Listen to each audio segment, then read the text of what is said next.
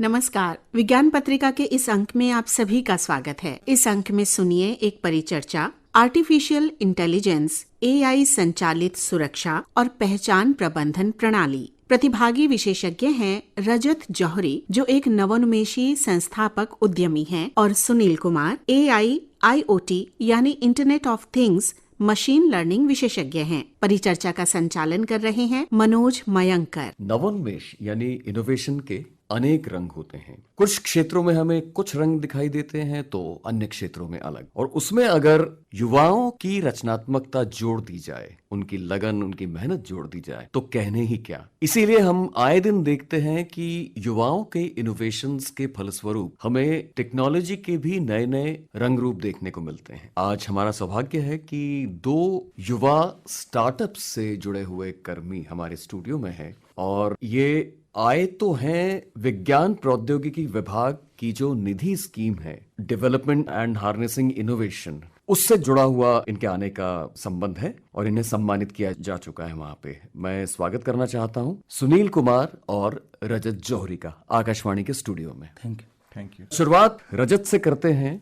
Artificial intelligence की बात अब तो पता लगा छोटे छोटे बच्चे भी करने लगे हैं। ये वाकई कितना इंटेलिजेंट है आर्टिफिशियल इंटेलिजेंस? क्या इसने हमें हरा दिया है? जीवन में हम हारे नहीं हैं, लेकिन प्रगति की ओर हैं। और जब हम प्रगति की बात करते हैं तो आर्टिफिशियल इंटेलिजेंस अपने में एक बहुत बड़ा रूप है, जिसको अगर हम समय के साथ अपनाएंगे तो हमारी जीवन शैली आसान होती है। और जीवन शैली जब आसान होती है तो कहीं ना कहीं हम ह्यूमन बिहेवियरल साइंस को इम्प्रूव करने की कोशिश कर रहे हैं। अभी निधि में जो आपको सम्मानित किया गया, उसके पीछे क्या कहानी है? ऐसा कौन सा वो काम था आपका जिसकी सराहना की गई है? जहाँ तक निधि की बात है तो निधि, फर्स्ट ऑफ ऑल डीएसटी को मेरा थैंक यू, क्योंकि उन्होंने कहीं ना कहीं मुझे रिकग्नाइज किया अपनी स्कीम में। और जहाँ तक है निधि की बात, तो निधि हमेशा स्टार्टअप्स को प्रमोट करता है इनोवेशंस के लिए। और जहाँ तक इनोवेशन की बात आती है तो वहाँ पर दो तरीके की बातें हैं। एक skill for the innovation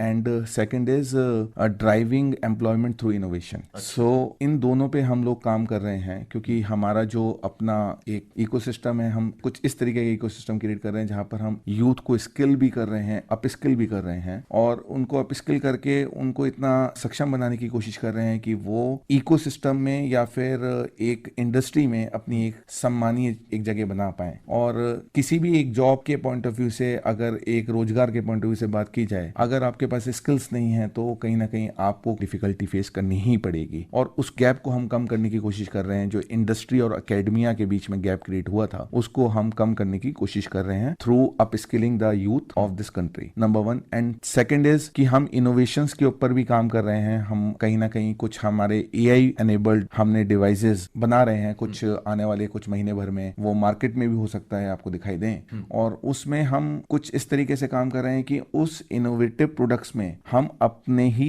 train किए हुए स्टूडेंट्स को एम्प्लॉय कर पाए या फिर उनको एम्प्लॉयमेंट दे पाए। सुनील, आप तो टेक्नोलॉजी क्षेत्र से हैं, आपने आईआईटी से पढ़ाई की है। रजत की बात को आगे बढ़ाते हुए जिस बात पे आपको निधि में सम्मानित किया गया, मैं उसका जो टेक्निकल एस्पेक्ट है उसके बारे में थोड़ा जानना चाहता हूँ कि वो है क्या। जैसा रजत सर ने बताया कि हम स्किल के साथ साथ कुछ इनोवेशंस पे भी काम कर रहे हैं। तो हमारे बेसिकली इनोवेशंस में टेक्नोलॉजी की बात करें तो हम AI based CCTV monitoring system पे काम कर रहे हैं। अभी जो ट्रेडिशनल मार्केट में आप देखोगे सीसीटीवी मॉनिटरिंग अभी हर डिपार्टमेंट में, हर बिजनेस में, हर जगह पे है, लेकिन उसकी मॉनिटरिंग या तो वो जस्ट रिकॉर्डिंग होती है या मॉनिटरिंग होती है तो ह्यूमन इंटरेक्शन के थ्रू होती है, जिसमें एक्यूरेसी का एरर आता है, जिसमें रियल में काफी टाइम टेकिंग प्रोसेस होता है। तो जब रियल में जरूरत पड़ती है प्रॉपर कोई ऑब्जेक्ट ट्रैक करने की या कोई ह्यूमन इंटरिंग ट्रैक करने की, तो वो रियल में ट्रैक हो नहीं पाता है। तो हम एआई का यहाँ पे यूज कर रहे हैं कि कैसे वो पूरा ट्रैकिंग प्रोसेस ऑटोमेट हो पाए, कैसा सिंगल डैशबोर्ड पे हम ट्रैक कर पाए कि पर्टिकुलर पर्सन या पर्टिकुलर ऑब्जेक्ट किस टाइम पे किस फ्रेम में अवेलेबल था। मुझे ये समझ में नहीं आता, एक इंसान अगर आर्टिफिशियल इंटेलिजेंस ठीक है आपने इस्तेमाल किया, लेकिन उसमें भी तो उसे टाइम लगाना पड़ेगा पर्टिकुलर चीज ढूंढने के लिए। राइट, टाइम लगेगा, लेकिन वो टाइम सेकंड्स में लगेगा। लाइक अपन 1 सेकंड्स का वीडियो ट्रैक करते हैं तो उसको सिमिलर 1 सेकंड का टाइम लगेगा। तो पैरेलल जैसे अपने पास अगर एक डिपार्टमेंट की बात करें, अगर अपन आकाशवाणी डिपार्टमेंट की बात करें, अगर यहाँ पे 100 सीसीटीवी कैमराज हैं और अपन एक कैपेसिटी का जीपीयू यहाँ सेटअप कर देते हैं, हमारा जो सोल्यूशन सेटअप कर देते हैं तो आपको पर्टिकुलर कैमरे का with in A second real time dashboard पे अलर्ट्स मिल रहा होगा। जैसे आज हमारी एंट्री होनी थी तो आपने अगर हमारे सिस्टम के थ्रू अलाउ कर दिया कि इनकी एंट्री अलाउ हो तो सीसीटीवी कैमरा पूरा ट्रैक कर लेगा, जो आपके गार्ड पे उनको भी इमीडिएट अलर्ट कर देगा कि इनकी एंट्री अलाउड है, और रियल टाइम ट्रैकिंग चलती रहेगी कि हम कौन से टाइम पे किस फ्रेम के अंदर थे, कौन से टाइम पे किस गेट में गए। आपको सिंगल डैशबोर्ड में मिल जाएगा, ह्यूमन वहां इंटरेक्शन की कोई जरूरत नहीं होगी। जैसे आप सर्च करोगे कि सुनील कुमार कौन से टाइम पे कहां पे अवेलेबल थे, पूरा ट्रैकिंग हो पाएगा। अब इसमें हमारी साइड से कोई भी अननोन पर्सन आता है उसका पता लग जाएगा, उसने कैंपस में क्या क्या एक्टिविटी की, कोई गड़बड़ी की, कोई थेफ्ट किया या कोई हानि पहुंचाई, तो पूरा आप ट्रैक कर सकते हो। उसका सिंगल क्लिक पे पूरी प्रोग्रेस ट्रैक हो पाएगी, पूरा ट्रैक हो पाएगा। सुनील, मुझे कई बार लगता है कि आर्टिफिशियल इंटेलिजेंस की जब हम बात करते हैं तो जैसे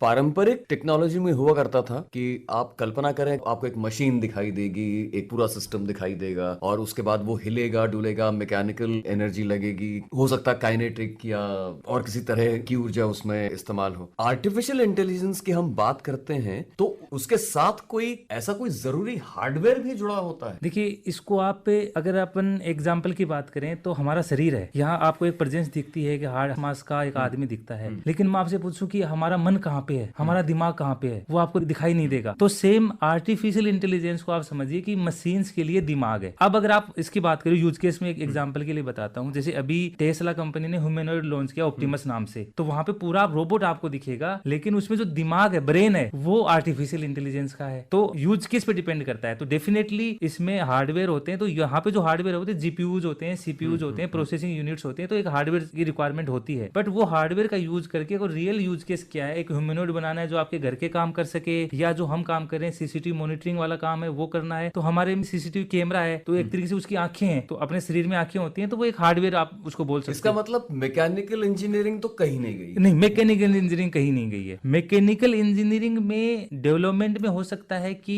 अब उतने पार्ट्स की रिक्वायरमेंट नहीं हो जो पहले बहुत ज्यादा पार्ट्स की रिक्वायरमेंट होती थी, क्योंकि अब सारा काम इलेक्ट्रॉनिक्स पार्ट से होने लग गया है। तो अब इलेक्ट्रॉनिक्स का इन्वॉल्वमेंट, अब मैकेनिकल की बजाय मैं यहाँ इलेक्ट्रॉनिक्स टर्म यूज करूंगा कि इलेक्ट्रॉनिक्स की रिक्वायरमेंट तो अपन को रहने ही वाली है। साथ में ब्रेन आ गया है अपने पास पिछले 3-4 साल से, एक स्ट्रॉन्ग ब्रेन आ गया है जिसको अपन आर्टिफिशियल इंटेलिजेंस बोल रहे हैं। रजत, बड़ा दिलचस्प बातें हो रही हैं यहाँ पे। एक अभी सेफ्टी सुरक्षा को लेके एक बात हो रही थी कि खासतौर से हम अखबारों में पढ़ते हैं अक्सर कि अस्पतालों में जैसे अचानक डॉक्टर्स पर हमला हो गया, या तो सुरक्षा की दृष्टि से आर्टिफिशियल इंटेलिजेंस को इस्तेमाल करके जो सिस्टम है आपका, उसके बारे में थोड़ा सा और कि ये कैसे काम करता है, क्या है? फॉर एग्जाम्पल, जैसे सपोज मानिए कि हमारे पास दो आइडेंटिटी हैं। एक आइडेंटिटी है जो कि नोन पर्सन की है और दूसरी आइडेंटिटी है जो कि अननोन पर्सन की है। बेसिकली उसको आइडेंटिटी बोलेंगे ही नहीं क्योंकि वो हमारे लिए अननोन है। तो अगर हमने एल्गोरिथम कुछ ऐसी सेट कर रखी है कि नोन लोगों को एंट्री मिलनी चाहिए, अननोन लोगों को एंट्री नहीं मिलनी चाहिए, तो आर्टिफिशियल इंटेलिजेंस जो कि सुनील जी ने कहा कि एक ब्रेन है,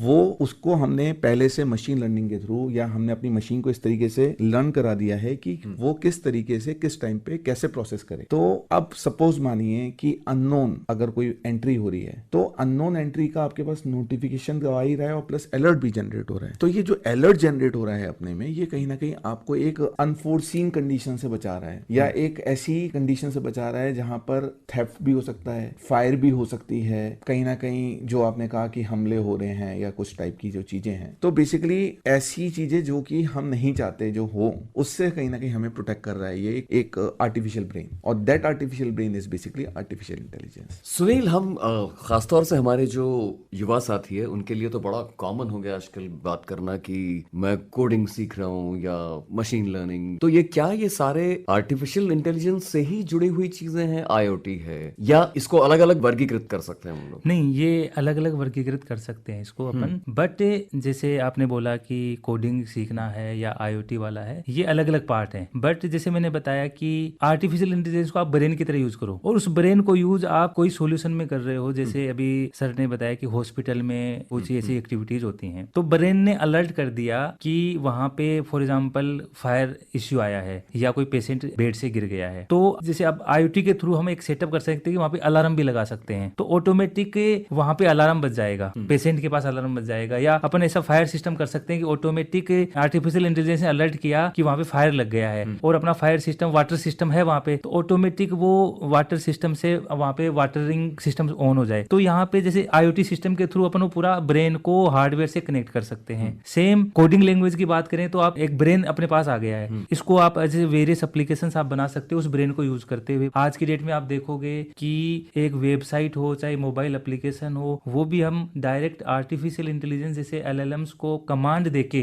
पूरी एप्लीकेशन रेडी करवा सकते हैं। अपन को सिंगल लाइन कोड लिखने की जरूरत भी नहीं है। सेम टाइम पे हम पार्शियली कोड लिख के उसका पार्शियली उसका यूज करके कुछ डेवलपमेंट कर सकते हैं। तो ये आर्टिफिशियल इंटेलिजेंस के एक तरीके से सपोर्टिंग हैंड्स हैं, जो भी आप बता रहे हो, जो भी टूल्स हैं, चाहे वो हार्डवेयर में हो चाहे सॉफ्टवेयर में, सपोर्टिंग हैंड्स हैं। रजत, लेकिन एक बात बताओ, जैसे कुछ छात्र होते हैं वो पूरा साल मेहनत करके पढ़ते हैं और कुछ होते हैं जो आखिरी महीने में गाइड बुक्स इस्तेमाल करते हैं। कोडिंग को लेके पता लगता है कि 9 साल का बच्चा भी, तो क्या कोई रेडीमेड सॉल्यूशंस मार्केट में मिलने लगे हैं आजकल, या अपना दिमाग भी इस्तेमाल कर रहे हैं लोग बेसिक्स फंडामेंटल जानने के लिए? देखिए, जो टूल्स आजकल अवेलेबल है मार्केट में रेडीमेड, उसने आज जीवन शैली को बहुत आसान बना दिया है। अगर जो चीज पहले के टाइम में, आज से अगर मैं 10 साल पुरानी बात करूं, जिस चीज को सीखने में सपोज मानिए मुझे महीना लगता था, आज अगर मैं इंटेलिजेंटली और स्मार्टली जो रेडीमेड टूल्स मार्केट में अवेलेबल हैं उनको यूज करूं, तो हो सकता है उसी चीज को आज मुझे सीखने में 10 दिन लगे। तो ये तो देखिए एक टाइम के साथ शिफ्ट आया है, और ये शिफ्ट केवल और केवल ये डेवलपमेंटल जो सिनेरियो क्रिएट हुआ है, या जो एक माइंडसेट चेंज हुआ है, या जो डेवलपमेंट हुआ है आर्टिफिशियल इंटेलिजेंस की तरफ, इसने कहीं ना कहीं चीजों को बहुत आसान बना दिया है। लेकिन कहीं ना कहीं ये फंडामेंटल लर्निंग को नहीं असर बेसिकली देखिए, फंडामेंटल लर्निंग की अगर हम बात करें तो टाइम के साथ जो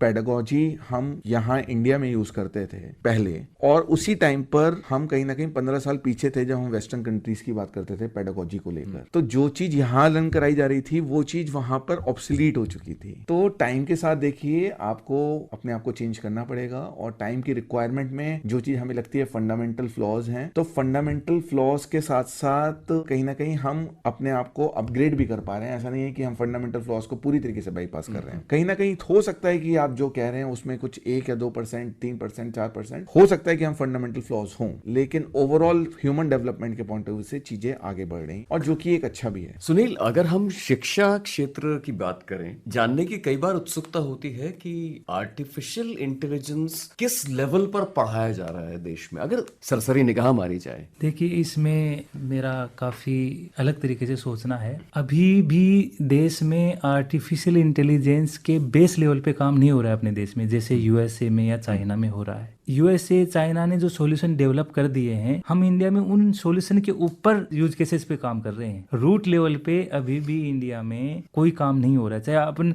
आर्टिफिशियल इंटेलिजेंस के साथ उसमें देख लीजिए, इलेक्ट्रॉनिक्स में देख लीजिए, चिप बनना इंडिया में अभी स्टार्ट हुआ है। यहाँ पे मेनली जैसे आप मैन्युफैक्चरिंग की बात करेंगे तो असेंबलिंग होती है, रियल मैन्युफैक्चरिंग नहीं होती है। बाकी कंट्री से पार्ट्स लाके यहाँ असेंबल किया जाता है। सेम ही आर्टिफिशियल इंटेलिजेंस वाले सेगमेंट में हो रहा है। रियल जो काम हुआ है वो USA या चाइना साइड हुआ है। हम क्या कर रहे हैं, उनके ऊपर एक टॉप लेयर पे काम कर रहे हैं, जो उसकी अलग अलग यूज केसेस पे काम कर रहे हैं। हम जो हमारे स्टार्टअप में कोशिश कर रहे हैं कि रूट लेवल पे, इनोवेशन लेवल पे काम किया जाए। सेम टाइम पे इसमें चैलेंजेस भी हैं। इंडिया अभी डेवलपिंग स्टेज पे है, और इनोवेशन लेवल पे, R&D लेवल पे काम करने के लिए बहुत ही फंड की रिक्वायरमेंट होती है। हमें पर्सनल लेवल पे भी फंड का बड़ा इश्यू आ रहा है। तो ऐसी स्टेज भी आ जाती है कि क्योंकि हमें मार्केट में प्रोडक्ट लॉन्च करना होता है या उसका बिजनेस साइड देखना होता है, तो ऐसे चैलेंजेस के कारण हमें भी कई बार जो भी बाहर के जो सोल्यूशन बने हुए हैं उनको यूज करना पड़ता है। तो इसके चैलेंजेस अगर अपन देश लेवल पे बात करें तो डेफिनेटली अभी रूट लेवल पे काम नहीं हो रहा है, टॉप लेवल पे काम हो रहा है। लर्निंग की भी बात करें तो R&D वाला पार्ट है कि रियल में सॉल्यूशंस रूट लेवल पे कैसे बिल्ड हुआ, उस पे भी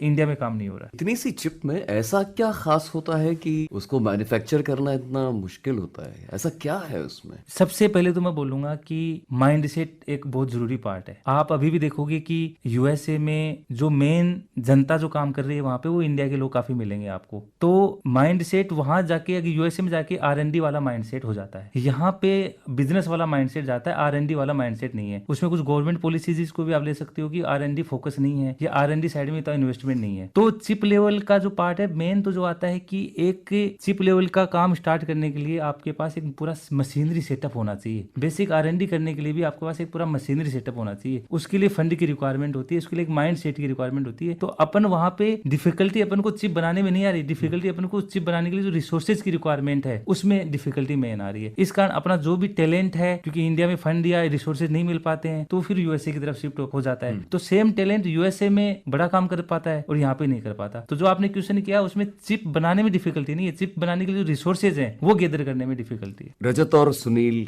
आपसे बातें करते करते बहुत सारी चीजों का पता लगा हमें, और मैं चलते चलते एक सवाल बस ये करना चाहूंगा कि आईआईटी आईआईएम जैसे बैकग्राउंड्स के बाद मैं तो ये सोचता था कि आप सबसे बड़ी कंपनी कहाँ मैं ज्वाइन करूं उसके ख्वाब देखते होंगे, और ये स्टार्टअप का कैसे, मतलब इसमें आपको भी नहीं मालूम कि राह कितनी मुश्किल है, क्या है। ये सवाल मैं इसलिए पूछ रहा हूँ कि कोई युवा अगर सुन रहा है तो वो बड़े गौर से सुन रहा होगा इस टाइम। जो अभी सुनील जी ने कहा कि माइंडसेट बड़ा इंपॉर्टेंट होता है, पहले तो स्टेबिलिटी भी बड़ी इंपॉर्टेंट है कोई स्टार्टअप को शुरू करने के लिए। और मैं कभी भी यूथ को ये नहीं कहूंगा कि अपनी स्टेबिलिटी को कॉम्प्रोमाइज कर स्टार्टअप करे, और अगर कर भी रहा है तो उसके पास एक बैंडविड्थ होनी चाहिए कि वो कब तक उस पर ट्राई करेगा, क्योंकि startup is not that easy. Startup की जर्नी कोई बहुत आसान नहीं है। सबसे पहले तो आपको मेंटली बहुत स्ट्रांग होना पड़ेगा, आपको सोशल चैलेंजेस को भी फेस करना पड़ेगा, क्योंकि आपको अलग अलग तरीके के लोग ज्ञान देंगे और बहुत अलग अलग तरीके की बातें करेंगे। तो मेंटली आपको फर्स्ट ऑफ ऑल बड़ा स्ट्रांग होना है, और दूसरा आपको स्टेबल भी होना है अपने आप को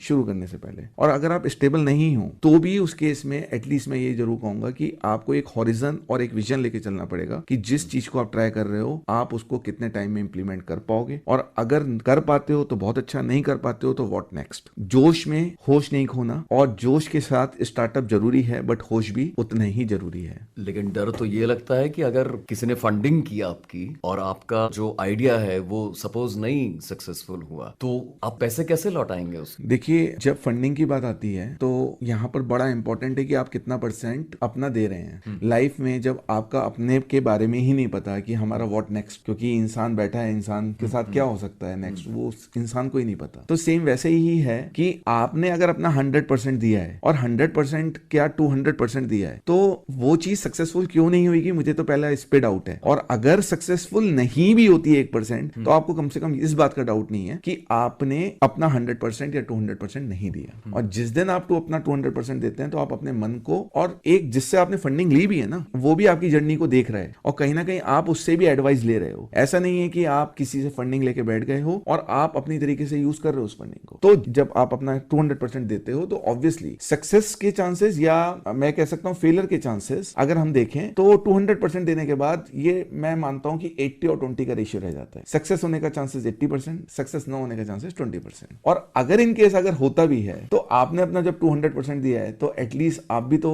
कहीं ना कहीं अपने आप को समझा पा रहे हो कि डेस्टिनी इज ऑलवेज देयर। 80-20 वाली बात की है तो कहते हैं ना कि और मौके भी आ सकते हैं। तो इसी आशा के सुर पे मैं रजत जौहरी और सुनील कुमार, मैं आप दोनों का धन्यवाद करता हूं कि आप यहाँ आकाशवाणी के स्टूडियो में आए और हमारे श्रोताओं के लिए बातचीत की। नमस्कार। नमस्कार, बहुत बहुत धन्यवाद।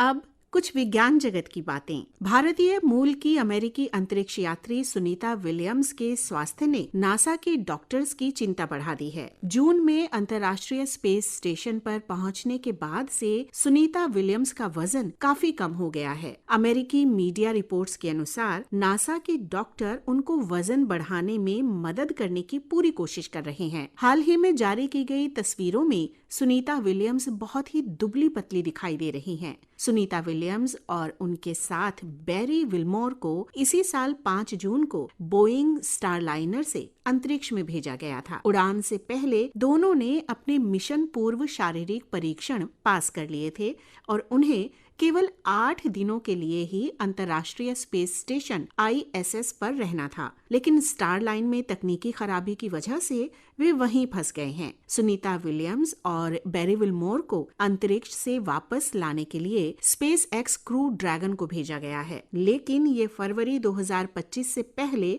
पृथ्वी पर वापस नहीं आएगा। यानी कि सुनीता विलियम्स जिस 8 दिन के सफर पर अंतरिक्ष में गई थी वो अब 8 महीने का हो गया है।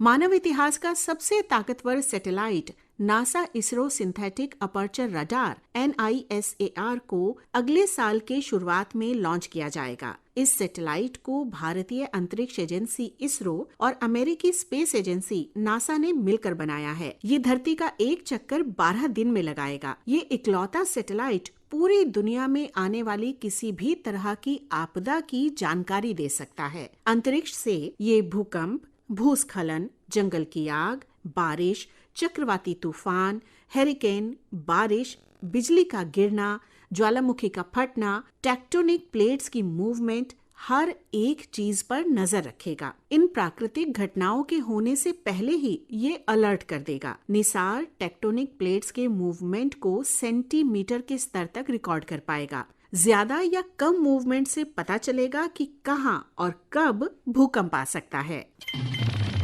इसी के साथ विज्ञान पत्रिका का ये अंक संपन्न होता है। वाचन स्वर नीलम मलकानिया और इस कार्यक्रम के प्रस्तुतकर्ता थे दिलीप झा। नमस्कार।